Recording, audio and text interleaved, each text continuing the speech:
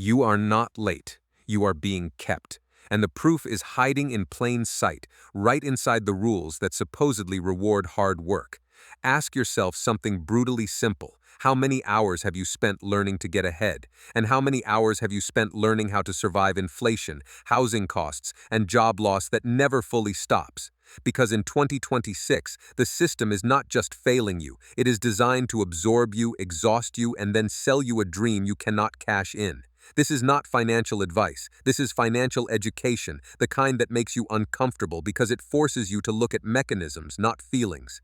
In this video, you are going to hear 4 wealth codes that show up again and again in the way successful people think, operate, and build leverage. But we are not going to do it with soft mythology. We are going to connect it to 2026 reality. The Fed cutting and raising rates like a thermostat while ordinary workers pay the bills. AI stripping middle-class jobs. Housing prices detaching from wages across the United States, the United Kingdom, Canada, and Australia. And a wealth concentration so extreme that the top 1% own more than ever while the average household keeps losing ground. And here is the dark part nobody wants to say out loud. Wealth does not come from being nicer, or smarter in the abstract, or working harder.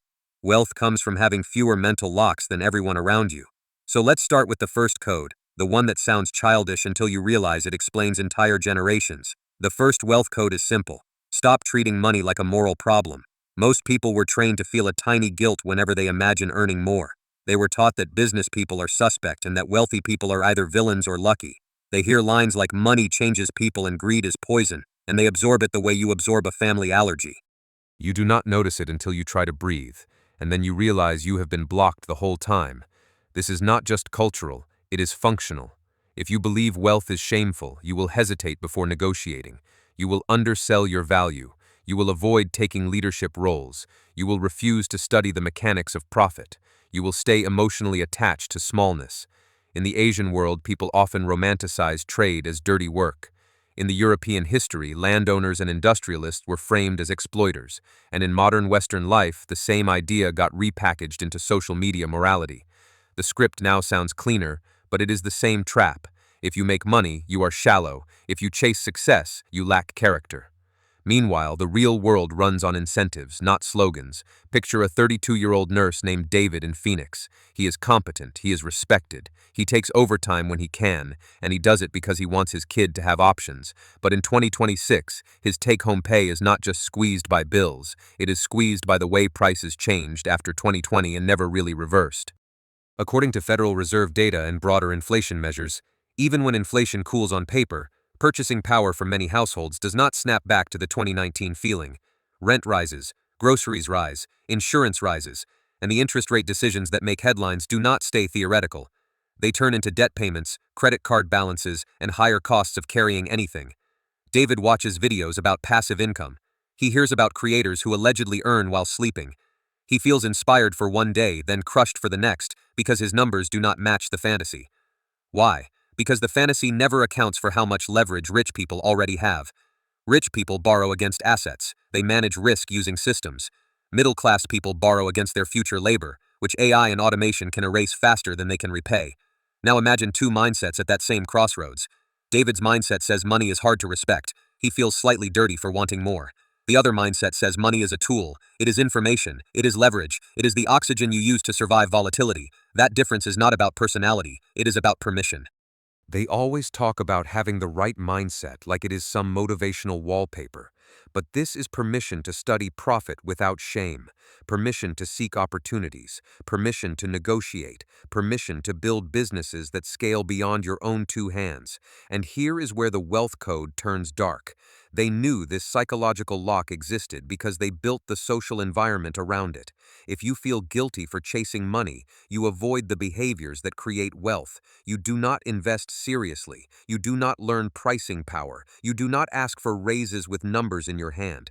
You do not build leadership inside your organization because you fear being seen as too much. And in 2026, AI makes this worse. AI now writes code faster than many entry-level workers. It drafts marketing copy before you finish your coffee. It can analyze basic data patterns that used to take a whole analyst team. The middle-class job pipeline is thinning, so the people who remain employed are not the ones with the highest moral purity. They are the ones with leverage, the ones who can pivot, the ones who understand how money moves. So no, the first code is not just be greedy. The first code is respect money enough to study it like physics, without shame, without theater, without waiting for society's approval. Stop asking, is it ethical to earn, and start asking what creates cash flow and how does the system take it from you. But that is not even the worst part. The second wealth code is that you need to stop fearing leadership. Most people do not stay poor because they lack intelligence. They stay poor because they avoid the responsibility layer where money is actually made. Leadership means being accountable for outcomes. It means decisions. It means hiring. It means taking heat from managers and customers. It means giving people clarity when they are confused. And most people are trained to believe leadership is a status game or a personality contest. They assume leaders are born confident. They assume leaders are arrogant. They assume leadership is reserved for type A personalities, so they do something safer. They become followers. They volunteer to be support. They make themselves useful in narrow ways. And when layoffs come, they are the first to go, because support roles are easiest to automate. In 2026, you can see this in real time. AI is not only replacing tasks, it is replacing coordination. It is replacing the low-level decision-making that used to require human judgment. And guess what role gets reduced first? The role that never owned a system, never owned a budget, never owned customer relationships, and never owned the business outcome.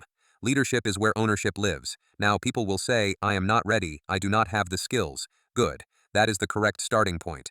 Leadership is not pretending you are competent. Leadership is learning, and learning requires being in the position where the learning is unavoidable. Here is a micro story. A friend of mine used to manage a small sales team in the Midwest. He was not famous. He was not a genius. He was just stubborn and methodical. One day, the owner asked him to step up and run pricing changes. The friend froze. He said he was not sure. He said he did not want conflict. He said he could mess it up. The owner responded with a sentence that sounded cold but was accurate. Leadership is not a promotion. It is a training program with consequences. So he took the role, he made a mistake in week 1, he fixed it in week 2.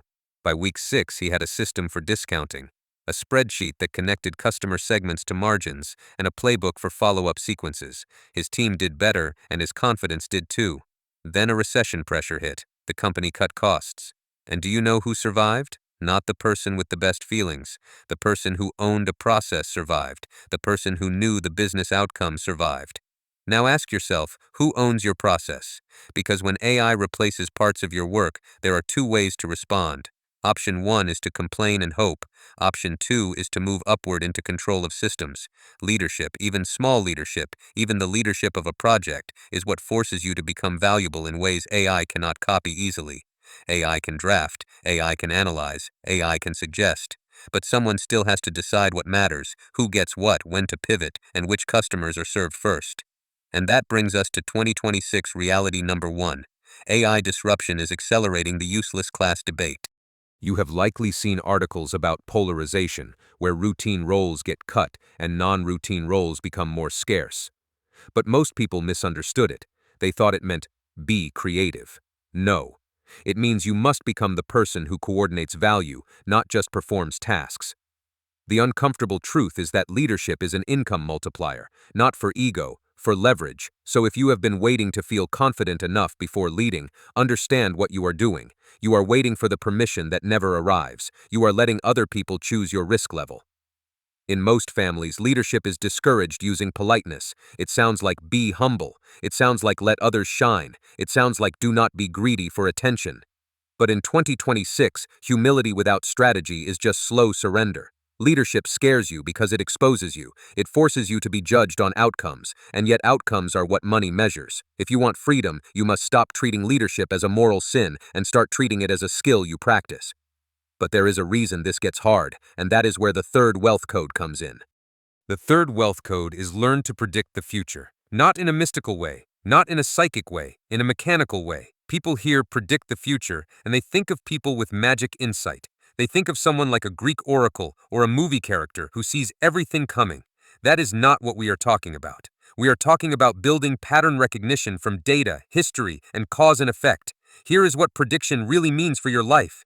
It means you notice leading indicators before everyone else does. It means you understand what tends to happen next based on what just happened. It means you stop being surprised by your own industry. And in 2026, survival depends on this because surprise is expensive.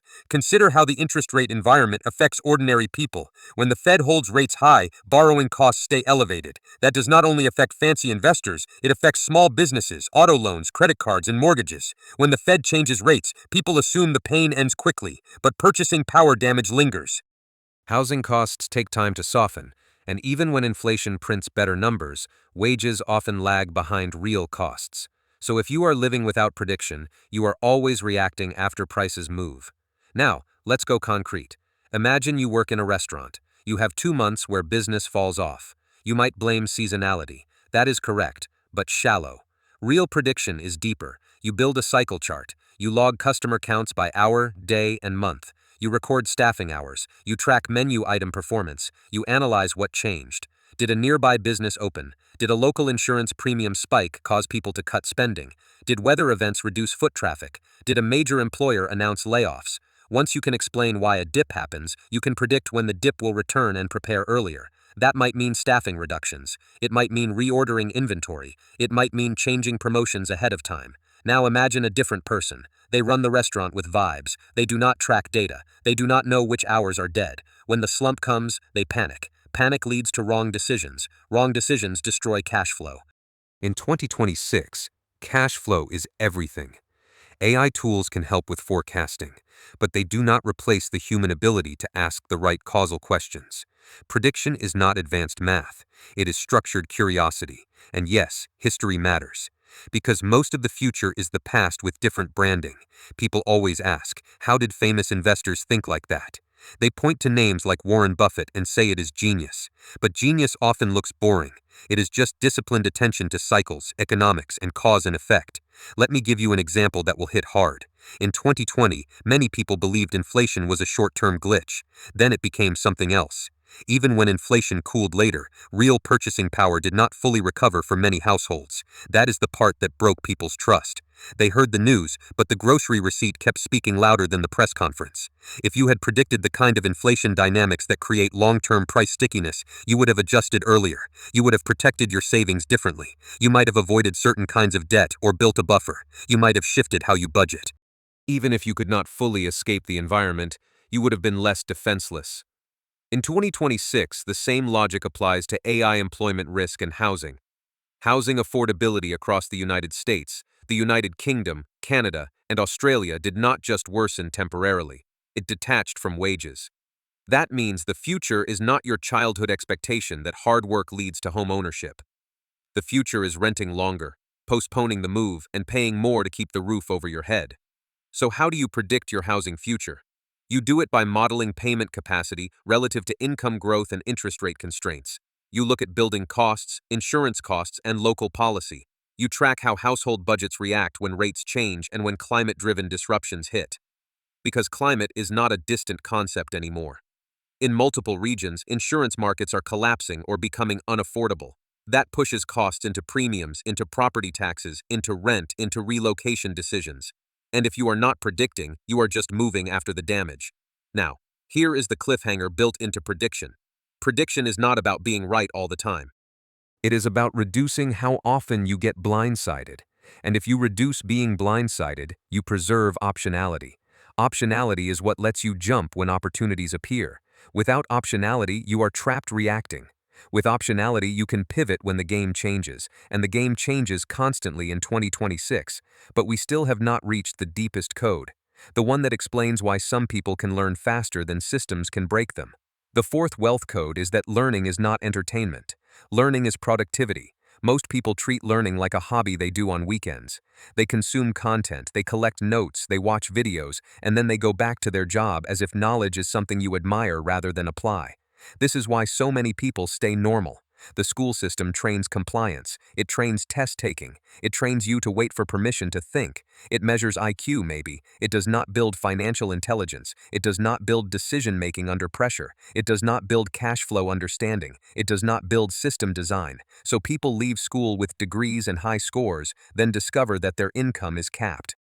They learn too late that information without application is just clutter. And this is where 2026 makes the trap brutally obvious. AI accelerates skill obsolescence. If your learning strategy is passive, you fall behind faster. If your learning strategy ends at the age of 25, you do not just grow slower, you get replaced. That is not fear-mongering. That is the new labor economics reality.